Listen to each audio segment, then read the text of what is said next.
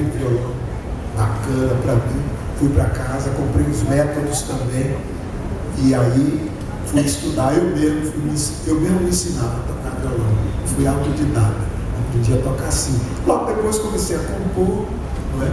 1956, 57, comecei a compor.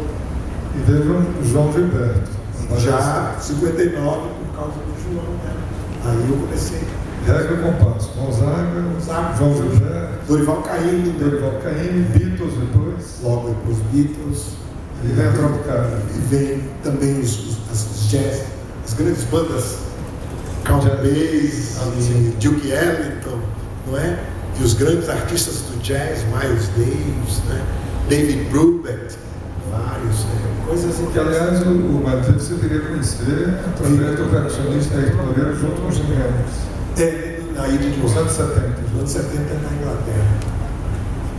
Isso já mais adiante. Já, bem adiante. Mas a história do Ju é impressionante, porque é tanta coisa que quando a gente começou a conversar para escrever esse livro, Gilberto Bem Perto, eu fui descobrindo uma coisa que provavelmente eu já desconfiava, que o Gil não é um só.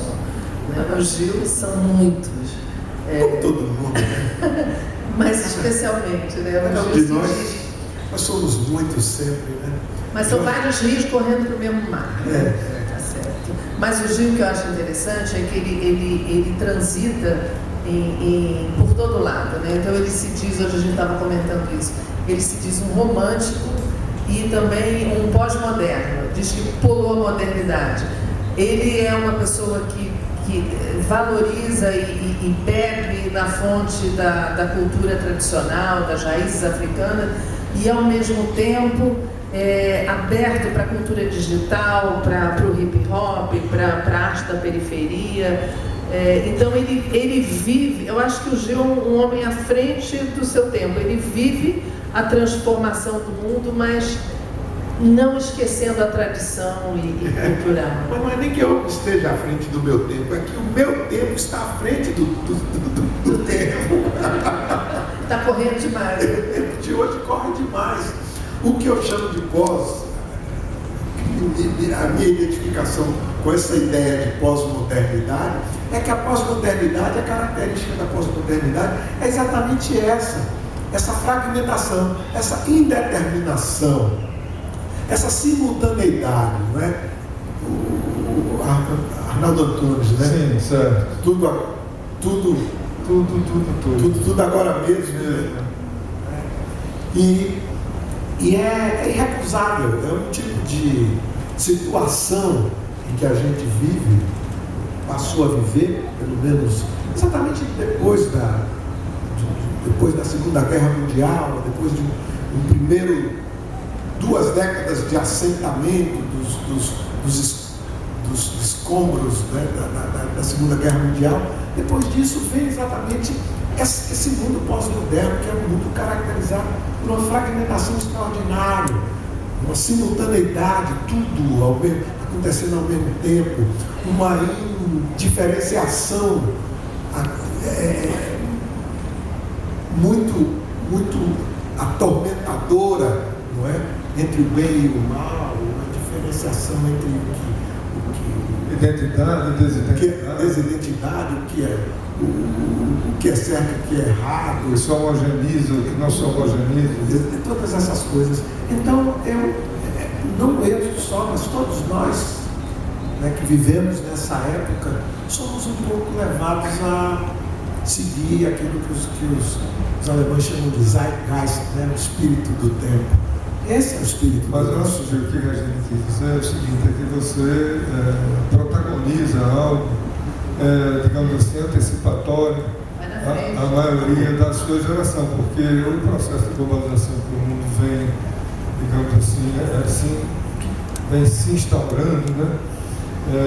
Nos anos 60 a gente tinha McLuhan já prevendo os meios de comunicação como extensão, isso se consolida. Mas você entra nessa luta, digamos, desigual, né, de um país como o Brasil, internacionaliza todo um conceito de absorção dessa globalização às avessas.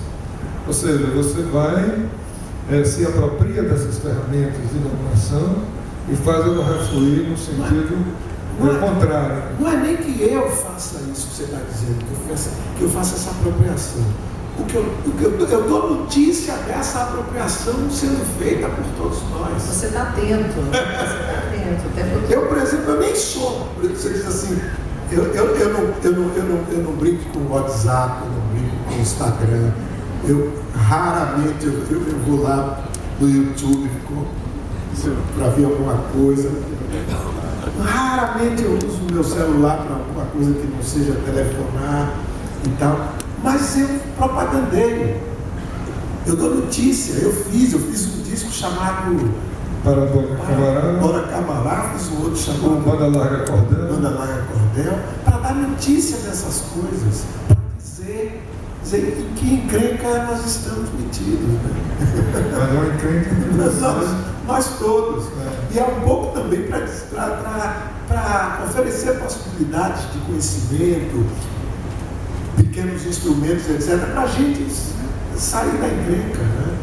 Um pouco isso, informar um pouco as questões políticas envolvidas, né, nessas coisas todas, os novos riscos envolvidos, né, nessa coisa toda, essas tecnologias que trazem benefícios extraordinários, mas que também, enfim, tem uma boa dose de possibilidades de escravização, de sujeição, né, do homem, etc. Eu estou chamando, eu alerto, eu gosto de... Porque chamando a atenção para mim e para os outros, né? Como eu sou artista, tenho essa ferramenta, posso usar essa ferramenta de dizer coisas, cantar coisas, tem esse veículo direto com o público. Então eu gosto de dizer, olha, as dúvidas que eu tenho, as questões que eu faço, eu compartilho com todo mundo. Então eu sou mais isso, eu dou mais notícia dessas novidades todas do que... Mas você problematiza. Do que seja problematiza. No fórum social em Porto Alegre, sim, você senta com o sociólogo Castel, Manuel, que é uma grande figura, digamos assim, desse processo teórico de consultação da comunicação de massa e da formação simultânea, isso enquanto instrumento de dominação. E hoje é uma figura mundialmente respeitada e você estava lá no pé de igualdade discutindo questões complexas. É nesse processo de geopolitização, de dominação, que esse instrumento pode eventualmente reameaçar ou estão ameaçando frequentemente. Mas é por isso, porque eu estou no meio das coisas como todos nós estamos. Talvez por ter canais abertos, um pouco mais abertos do que as pessoas comuns no dia a dia, eu posso ter esses contatos mais privilegiados, estabelecer essas interfaces com essas figuras todas. John Perry Barlow, da Electronic Frontiers, um grande pensador sobre essas questões das comunicações, do ciberespaço, o próprio Manuel Castells, o pessoal do Creative Commons, que aí você Larry Lessig, na frente, né? Que traz um novo conceito, um conceito revolucionário de autoralidade, software livre, essa questão das liberdades para utilização, a questão da discussão sobre a pirataria, não é? Os aspectos negativos da pirataria, mas também os aspectos positivos dela. A pirataria conhecida, pirataria vista como multiplicador e como no sentido da quebra da áurea, do rolo, de quebra de domínio, como rebeldia civil e etc. Daí o fato de eu ter aceito a denominação do ministro hacker quando alguém me chamou de ministro hacker. Eu disse, pode me chamar de ministro hacker, assim. O hacker é exatamente essa apropriação, esse curioso que quer se apropriar, quer fazer a leitura por dentro dos novos processos para entendê-los e transformá-los. Quer dizer, essa é a essência do significado do hacker. Esse negócio de dizer que hacker é quem fica invadindo sistemas para roubar ou para fazer qualquer coisa, o cracker, né? O americano gosta de ter uma expressão específica para isso, que é o cracker. O hacker é aquele que é interessado no sentido geral do conhecimento sobre essas coisas. Mas a música pela internet você já sinaliza nesse sentido, né? O hacker é mafioso. que tá quebrando, invadindo o vírus no Japão. Então, eu gosto de dar notícias dessas coisas. Sempre foi quando eu fiz o Link 9, lá atrás. Já era um pouco isso, né? Os artefatos pilotados que começaram a sair da Terra para o espaço e chegaram primeiro à Lua, e as viagens espaciais, tudo isso, né? O cérebro eletrônico, outra música que eu fiz, Futurível, enfim, eu sou curioso dessas coisas, porque eu acho que é uma curiosidade que permeia todos nós somos, de uma certa forma, atingidos por essa curiosidade. Alguns dão trela, né?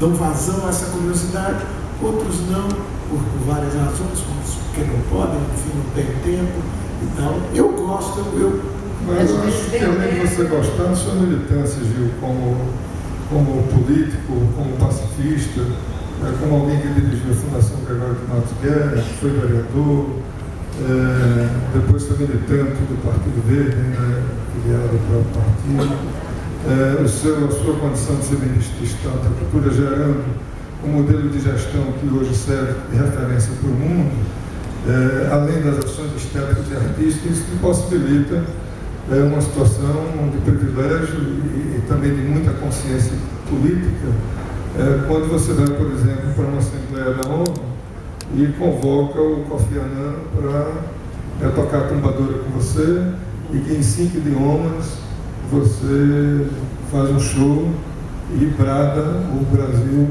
como um país da paz e se referencia, no caso ali, a 2 grandes poetas, o Ezra Pound e o Yeats, na sua fala, né? Timothy.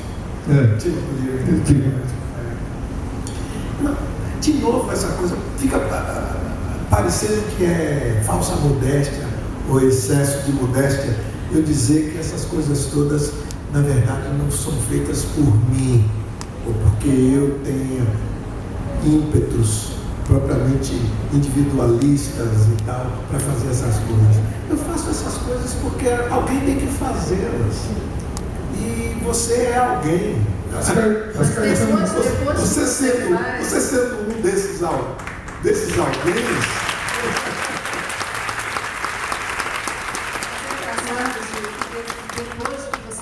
Depois que você fala, parece tudo muito fácil, muito simples. Por exemplo, quando você no Ministério da Cultura, disse que não interessa só a democratização do acesso à cultura, mas também o direito da produção da cultura. E aí, depois que isso é dito, claro, né? Mas alguém tem que dizer. Alguém tem que dizer. E você chama o projeto de Mário de Andrade, né, num processo de reatualização também, que é o DOIN antropológico que você sugere na ação brasileira. Exato. O que é o DOIN?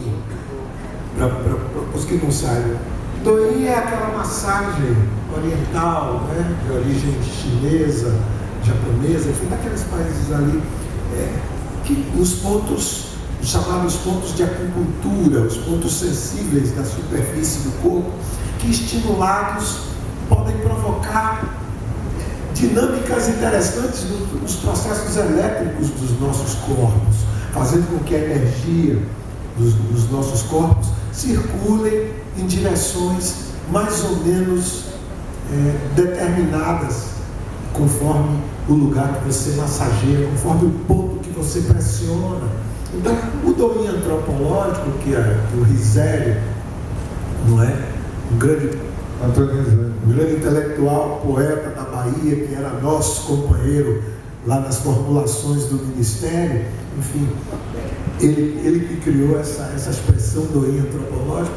O DOIN antropológico é isso, quer dizer, É essa massagem no corpo cultural, essa massagem que a gente precisa fazer em certos pontos estimuladores do corpo cultural para que a energia circule. Você estava falando exatamente dessa coisa. Os pontos de cultura, o que foram os pontos de cultura? Foram pontos de acupuntura. Como é que eu poderia dizer?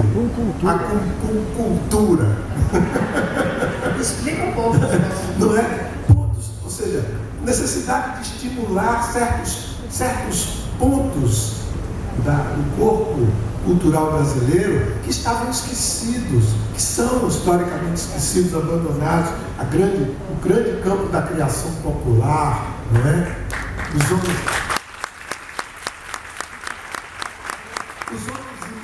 homens, mulheres, jovens e crianças que fazem, não é? Essa cultura, enfim, importantíssima do interior brasileiro, em todos os lugares remotos do Brasil, e que precisa fazer com que isso circule, com que isso vá, o que é do norte vá até o sul, o que é do sul venha até o norte, o que é da periferia venha para o centro, para a cidade, o que é da cidade vá para lá. Os pontos de cultura foram uma tentativa de criar organismos, enfim, que propiciassem essa massagem, esse doim antropológico, essa acupuntura cultural, enfim, que é preciso fazer no Brasil, que é preciso fazer em todos os lugares, mas um país como o Brasil, então, um país marcado pelas desigualdades, pelas assimetrias, não é?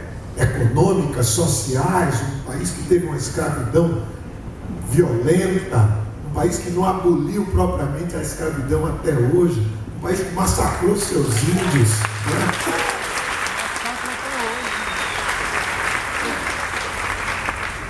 Então, não é possível que você ser indicado ministro da cultura de um país como esse e recusar uma visão como essa. Tem que ter essa visão. Criar uma política de e criar uma política correspondente a essa visão. Não tem como, não há como escapar. Eu pelo menos, não podia escapar. E fui lá e disse, olha, com toda a dificuldade que temos, nós temos que ter uma proposta política para essa retomada, esse início, na verdade, em muitos casos, não é nem retomada, início desse processo de circulação mais ampla da vida cultural brasileira, vindo dos centros para as periferias, das periferias para os centros, dos ricos para os pobres, dos pobres para os ricos, dos despossuídos para os possuidores, enfim, dos mais bem dotados para os menos aquinhoados, e assim por diante. Quer dizer, num país como o Brasil, recusar a ter uma visão como essa e a pôr essa visão em ação é uma sonegação. É uma sonegação, no mínimo.